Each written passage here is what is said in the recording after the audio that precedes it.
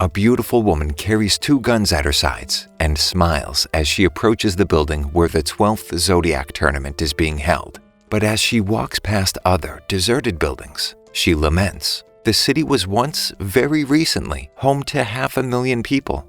As she walks up the stairs, she recalls the ruthlessness of her father's training, and she also remembers how her father chose her younger sister to represent the Boar family in the tournament over her. At first, she acted cool with his decision, but she had a more subtle plan waiting to unfold. She manipulates her sister's love for killing things and set her on a killing spree to prove her worthiness to become a suitable Boar warrior. The relentless, murderous training eventually took its toll on her and led her sister to kill herself, and she became the next to represent the Boar family. She walks majestically into the room to the waiting 11 other Zodiac warriors and introduces herself as the Boar. She scans the room for any possible threats. To her surprise, she sees a dead warrior and another warrior with blood all over his sword who denies any involvement with the death. Nevertheless, she disregards all of that as she's only focused on starting the tournament. The tournament referee, Juni, welcomes them to the 12th Zodiac Tournament and asks that everyone take a jewel from the cups before them and swallow it. Only after they've swallowed it, they're informed that the jewel contains a slow-acting poison. They must win the tournament to receive the antidote. All the rules and regulations are listed, and the battleground is open for the war to begin. Juni disappears to allow the warriors to battle. But as soon as he leaves, the monkey warrior suggests that there's a way that they could all survive this. The winner of the tournament will be granted one wish, and the idea running through everyone's head is that the winner wish them all back to life. They have their doubts, but a few of them are pretty quick to ally themselves with the monkey warrior. But before a consensus can be reached, someone causes something like an earthquake, collapsing the floor from beneath them. The Boar is delighted, as she wasn't buying the idea of a hero saving all of them. And as she wonders who caused the earthquake, she's faced with the rabbit warrior. Without anyone else in sight to battle with, she plans her attack against him in her head. She strategizes how she will use her non-reload infinite fire on him. To begin the duel, she introduces herself as Inunoshishi, the warrior of the Boar, killing bountifully, and the rabbit responds as Usagi, warrior of the rabbit, killing psychotically. But as she dashes to start her planned attack, someone grabs her from behind, and the rabbit immediately draws a sword and strikes her chest. When she turns back to see who it is, it's the dead warrior. Shocked, she realizes there's a necromancer among them. Now the Boar is dead, and Usagi has her jewel. But more importantly, he has magically made her lifeless body a part of his warrior team. With the Boar and Snake warrior as walking corpses, ready to do his bidding, the necromantist has a formidable team. 2 other warriors are walking down a deserted street, bewildered that the whole city was cleared out for a night. They decide to team up, following the suggestion of the monkey warrior, and think it best to lay low for a while, in the sewer. The first warrior introduces herself as Sharyu, the warrior of the monkey, killing peacefully, and the other responds as Nezumi, warrior of the rat, killing all. Nezumi suspects Sharyu was responsible for the earthquake. She confirms his suspicions, but doesn't give further details. The dog warrior finds a quiet parking lot to stay in. In his case, his body produces antivenom to protect himself from his own poisonous fangs. When the jewels were ingested, he was able to neutralize the effect of the poison, so he's ready to hide out for a long time. But while he's preparing his secret spot, the chicken warrior locates him using a bird and asks for his partnership. The chicken introduces herself as Niwatori, warrior of the chicken, killing by pecking, and the dog responds as Dotsuku, warrior of the dog, killing by biting. Both warriors become a team when Dotsuku learns that a necromantist is in their midst, so they begin their search to find the necromantist. When the duo realizes that the rabbit team has separated, they target the Boar first. Dotsuku prepares Niwatori for battling the Boar using his one-man army bite on her. This bite will make the chicken warrior draw out all her power and be able to face the Boar. Unfortunately, her first target is Dotsuku, as she pecks his head to the wall. The chicken warrior, Niwatori, once lost her memory when she was younger, but was certain she had a hand in her parents' death, and that of many others. Under close monitoring by a hospital, her abilities with birds were revealed. She was adopted and then trained as a warrior. Now she intends to use those very skills on the boar warrior, her next target. She's pleased to have the one-man army boost she received from Dotsuku, but for her attack on boar, she summons birds to fight for her.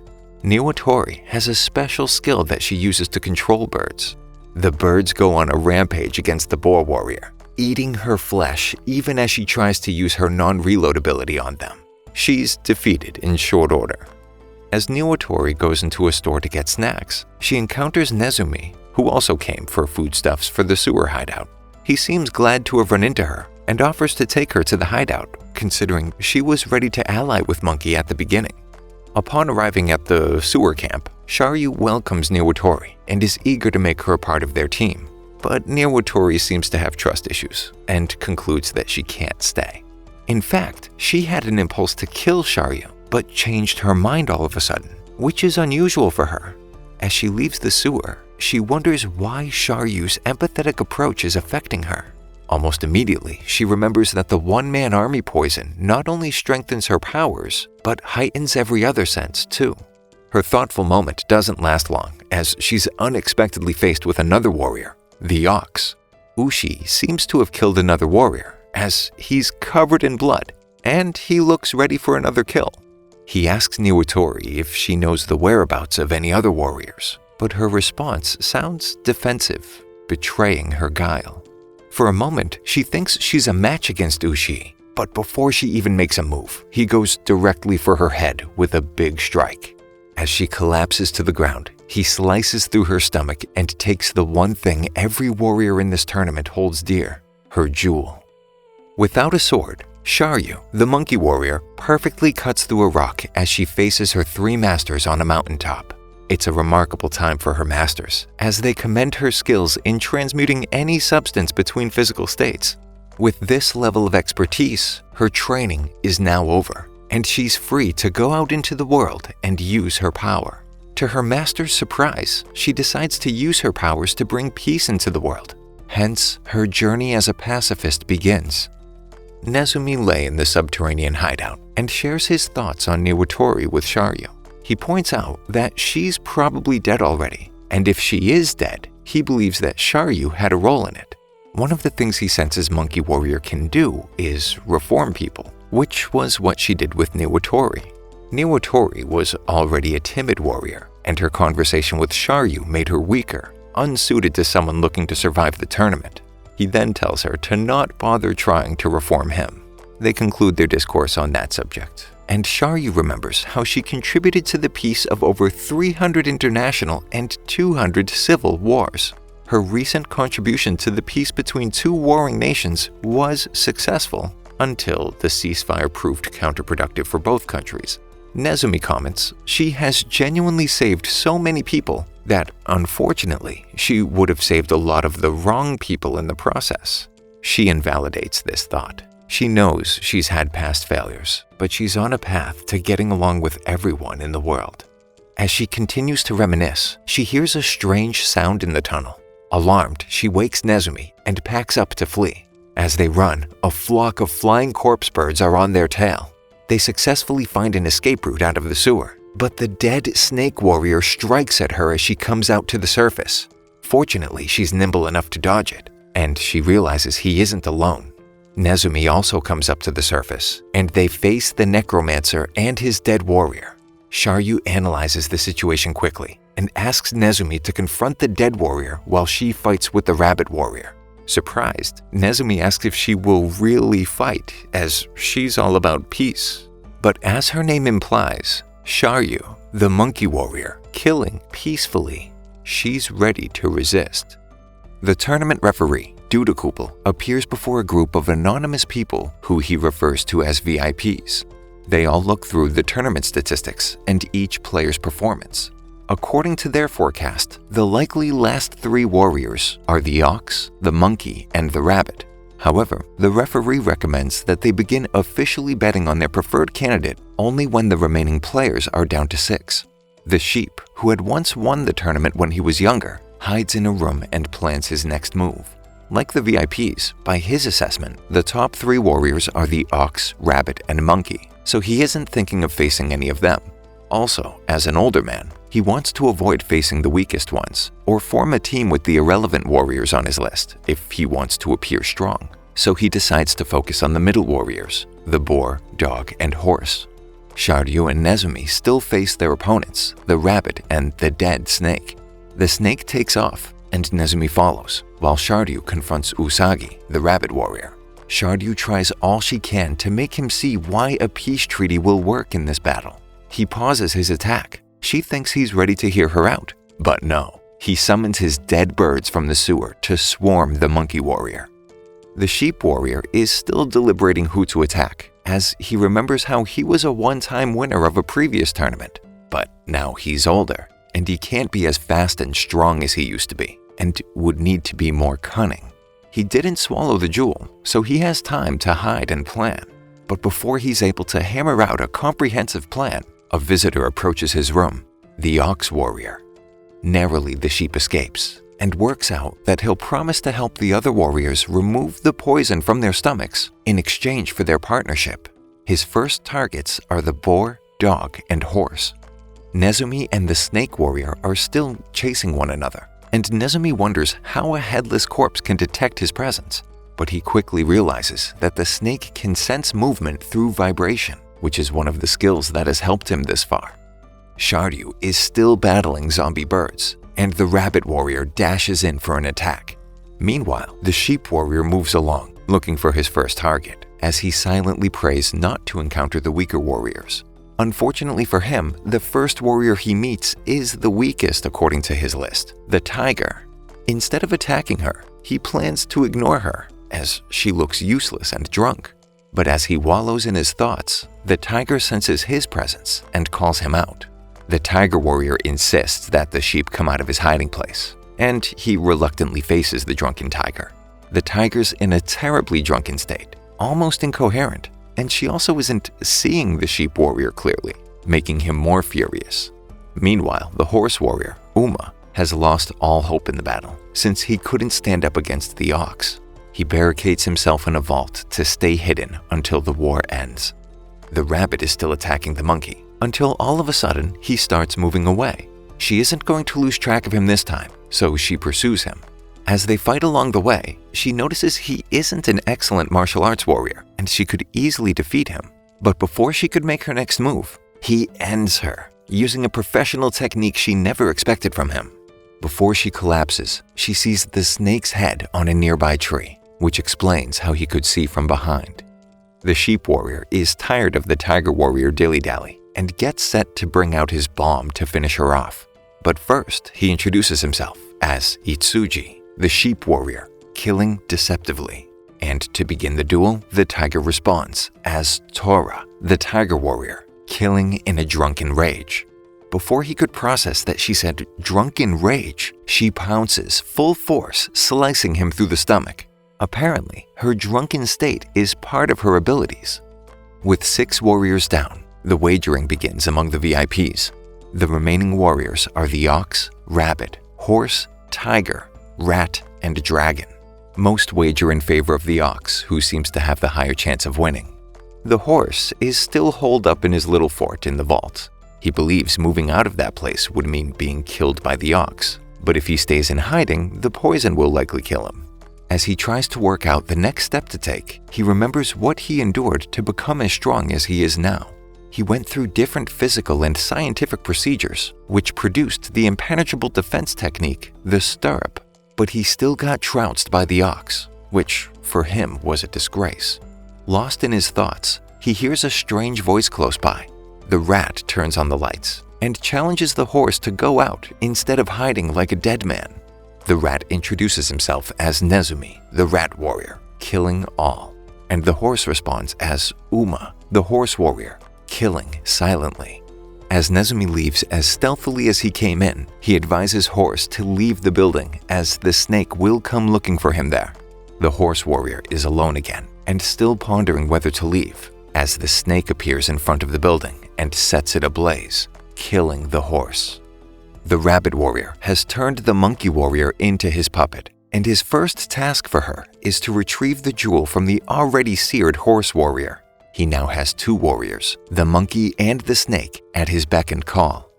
The snake and dragon warrior duo would have been a great threat to the other warriors if one of them hadn't died so early.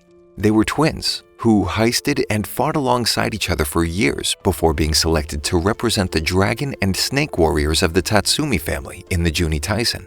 Earlier on, when they arrived at the tournament meeting room, the elder Tatsumi brother, warrior of the dragon, warned the younger, warrior of the snake, to be alert. He's got a tendency to be wrapped up in his own ego. And unfortunately, his attitude didn't help him, as he died before the competition even started. The tiger leaves the side of the already dead sheep warrior and carries on in her drunken state to get more booze. As she moves along the street, she comes across the headless snake warrior standing before her. She's confused about how a headless person can be walking and ready to fight. But in her drunkenness, she's not very concerned about the details of a thing. The snake warrior unleashes his flamethrower on her, which she successfully dodges. But when she's had enough of hopping around, she moves in and cuts off the hand he uses to fire. Even with just one hand and no head, the snake warrior assumes his fighting stance, ready to continue. But the tiger isn't interested in a headless corpse. As she moves on to leave him, the ox warrior arrives on the scene and introduces himself, Ushi, warrior of the ox, killing systematically, and unceremoniously cuts off the snake's remaining hand. The tiger turns to face the ox in a duel. However, he's more interested in finishing the snake's corpse than battling with her. But he catches on that she seems to have a grudge against him, and he sees that he has to face off with her first. As they exchange words, the snake invokes his body's latent power to cause his amputated hands to strangle the ox and tiger. Surprised, the ox warrior is sure that it's his end, as the grip is firm and he can't get out of it. Left with no other choice, he asks the tiger for help, even in her struggling state. The tiger, being strangled helpless, is coughing out spit and whatever that flamethrower fuel was that she's been drinking. The ox knows how he can destabilize the effect of the grip, and if he can get them out of this, the tiger agrees to his deal. He throws his sword, creating sparks that ignite her flammable puddle of drool, and her face goes up in flames. Above, the dragon warrior watches, smiling at his brother's effectiveness even in death. The Tatsumi brothers were once called to appear before a warrior's tribunal for their misconduct. This was before they joined the Juni Taisen. The younger Tatsumi brother didn't show up for the hearing, leaving the elder brother to defend them and stand in for him. The prosecutor was asking that the Tatsumi brothers be censured for their behavior. At the warfront, the dragon warrior observes his brother's arms strangling the ox and tiger. He commends his effort for frying the horse with his equipment and now battling two of the strongest warriors in the tournament. He recalls how he and his brother had joined forces to steal all kinds of things and killed many people in the process. The prosecutor at the tribunal called them murderers and asked that they be treated as such. The prosecutor reeled out their many offenses, but emphasized the last one between two rival clients that hired each of them to protect their interests. Instead of the twins coming clean with the clients, they pursued their own objectives, which involved killing their clients. The dragon warrior's final rebuttal was to defend himself and his brother in the light of the upcoming Zodiac War. He reminds the people in the court that day that they will be going there to fight without mercy, which is no different from their current adventure. He was able to silence them with that and went home to meet his brother, who handed him the invitation to the Juni Taisen that he had received earlier. The dragon warrior returns his attention to the current Zodiac War situation and stares at his brother's headless and armless body on the ground. He sees the ox and tiger tactically set themselves free with fire and a temporary bit of teamwork. Now they are ready to finish what remains of the snake's body, but the living Tatsumi brother decides to join the party. The dragon warrior moves down to the ground to join the battle, but he meets his brother's head along the way. Unknown to him, the puppet monkey warrior saw him from the ground and threw his brother's head at him. As he's coming to terms with the fact that he's holding his brother's severed head, The rabbit warrior joins him in the air and slices him in half, turning him into another one of his puppets. The two halves of the dragon's body land on the scene of his brother's headless body, and he stands against the ox and tiger. The ox is surprised to see the torso and legs of the dragon standing apart from each other, ready to battle. Once again, he asks the tiger warrior to partner with him to defeat the 4 entities before them, if you're counting all the bits that make them up. The ox asks the tiger if she has a plan. She doesn't. He explains to her that the elder Tatsumi brother, the dragon warrior, is carrying liquid hydrogen. But before he explains what the coolant does or what she could do with it, the brothers' parts begin attacking them. The tiger battles the headless snake warrior, while the ox goes against the torso and lower part of the dragon warrior. When the tiger finally understands what the ox was talking about, she goes for the coolant on the back of the dragon warrior and pours it over the brothers. Immediately, they are frozen to death, and the ox only narrowly escapes being frozen himself. When they think they have time to rest a bit, the tiger senses someone else behind them and orders that he show himself. Without a zombie support team, the warrior of the rabbit, killing psychotically, comes out of his hiding place to face the two. They both go full force against him and shred him to pieces, swiftly. Now the alliance between Tora, the tiger warrior, and Ushi, the ox warrior, is over. They turn to face each other in battle, this time with no one to interfere. The tiger warrior once encountered the ox warrior long ago, and he saved her, carrying her like a child to a shelter. Because of this incident, she became interested in becoming a truly righteous warrior. So she trained and fought in multiple battles, but didn't once re-encounter her savior. When she's almost given up, her friend tells her about the Juni Taisen, and knowing that all 12 tribes would come for the war, she's hopeful to see Ushi, the ox warrior. She first has to go back to her estranged family, to beg for their acceptance, and to be allowed to participate in the tournament. Now she's in a battle with Ushi, and he doesn't recognize her, causing her to feel more enraged than ever. As they face each other to battle, the dead rabbit's hand comes from the ground and attacks the ox.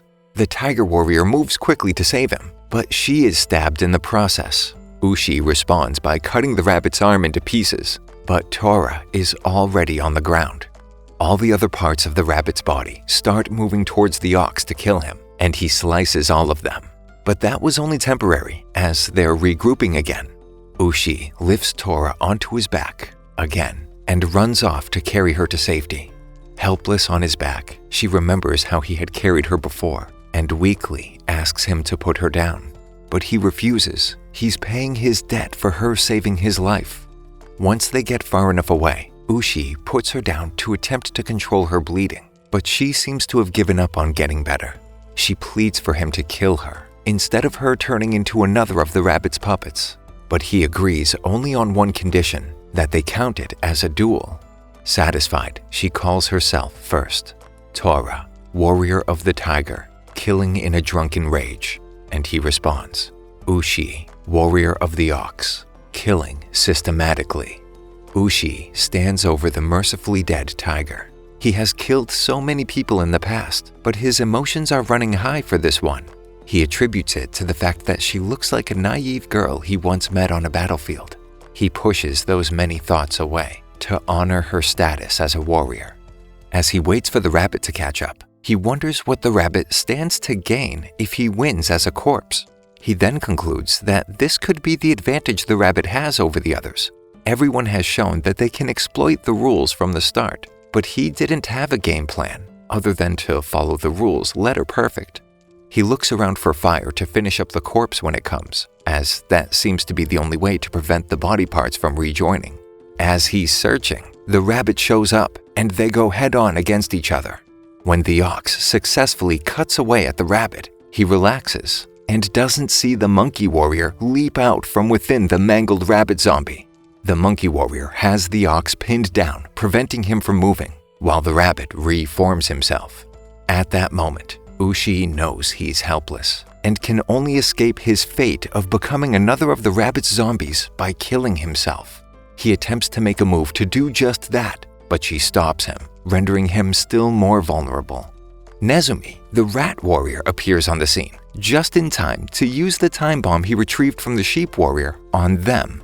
He hesitates for a second, maybe to honor the moment, places the bomb, and leaves, making him the tournament winner. Dudakupel congratulates Nezumi on his win and asks him for an interview. Nezumi runs through 100 ways of avoiding the interview, but they all have pretty terrible outcomes, and he outright dies in 40 of them.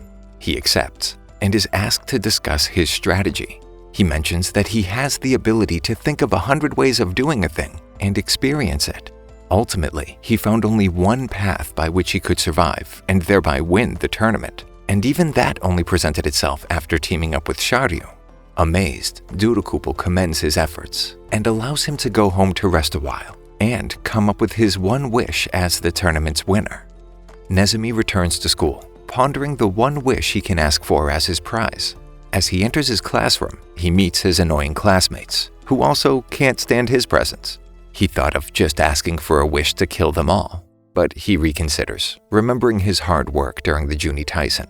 A classmate approaches him and asks why he spends most of his days sleeping, as though he doesn't have a purpose. He thinks for a moment that he could wish that her skirt lifts, but dismisses the idea, almost immediately. He uses that opportunity to ask what she would ask for if she had one wish. To his surprise, she replies that she wishes everyone in the world would be happy.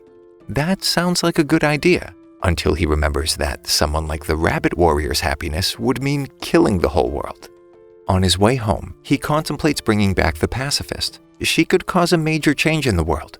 Once again, almost immediately he changes his mind, as that would be unfair to the other warriors. So he decides to bring all the warriors back. However, that would lead to a complete rehash of the Juni Taisen.